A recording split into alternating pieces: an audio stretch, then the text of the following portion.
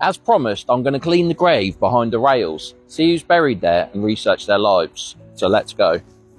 The iron bars were to stop grave robbers, which was a common problem in the Victorian era. After a little sweeping, the first name that came up was Thomas Augustus Carter. And after clearing all the graves, we were able to read all the names. The middle grave was Thomas Augustus Carter and his wife Elizabeth. To the right was his mother Anne Carter, and to the left his niece Margaret Ann Carter. This was enough information to start my research. Thomas Augustus Carter was born in 1797 in King's Lynn, Norfolk, to John Carter and Anne Bush.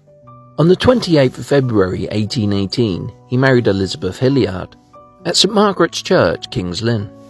By the 1820s, the family lived here at number 6 King Street.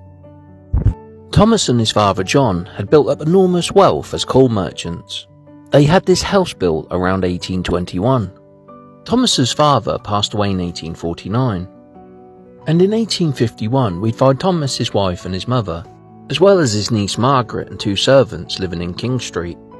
His mother Anne passed away in 1853, aged 81, and his wife Elizabeth passed away in 1858, aged 61. Thomas passed away on the 23rd of July 1871, aged 74. His obituary said he served the town as councillor from 1837 to 1847, and as mayor from 1846 to 1847. He was also, for many years, magistrate of the borough. It went on to say he had amassed a large fortune in business and retired many years ago into a strictly private life, from which he rarely emerged.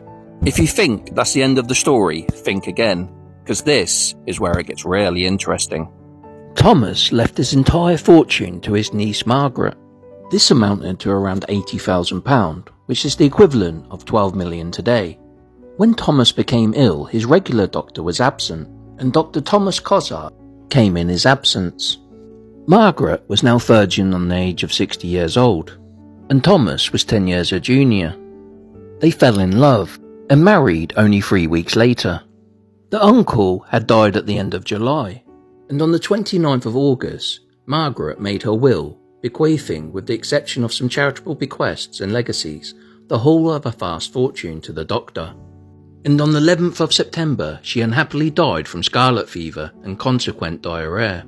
You may be thinking Thomas rode away in the sunset with all the money, but Margaret's mother was still alive, and she contested the will. It was decided to hold the case in a London court, and after a long drawn-out hearing, it was agreed the defendant was to receive £300 a year during her life, and a down payment of £6,000. Dr. Cozzart had been married weeks, and he literally walked away with millions. He then returned to Scotland, where he married Isabella Russell. She was 33 years younger than him. They had a son, George, in 1880. Incredibly, they gave him the middle name Carter. Dr. Cozzart passed away in 1891 and left his fortune to his wife. His wife, Isabella, passed away in 1930. By the time she had passed away, the fortune had whittled down to 1 million. Her son George passed away in 1942 in Edinburgh, Scotland. And as he never married or had any children, it's unknown what happened to the money. It seems suspicious that Margaret passed away just a week after writing her will to her husband. But it will forever remain a mystery. So rest in peace, Carter family. You will be remembered.